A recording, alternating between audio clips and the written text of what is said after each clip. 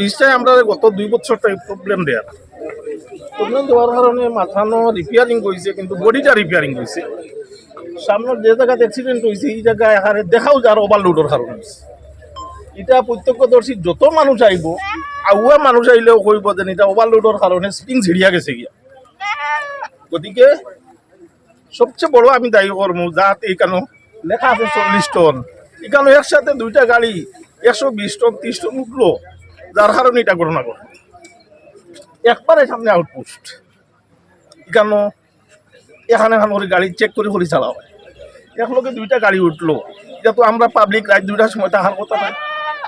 গতিকে আমি অনুরোধ করবো অতি সত্তর এখানে একটা দুলন ভুল দেব, যাতে বাইক যাইতে পারে, স্কুলের ছাত্রছাত্রী যাইতে পারে।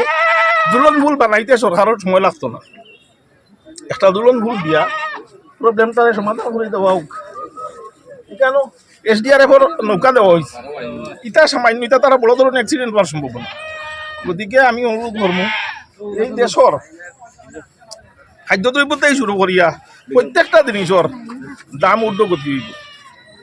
খালাইনটা কি একটা গাড়ি আইয়া ওদিকে বহুত রইয়া ঘুরিয়া শিলচর ঘুরিয়া বাড়াই।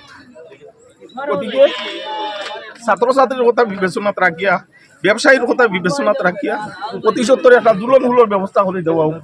আর নিরপেক্ষ একটা তদন্ত কমিটি গঠন করা হোক।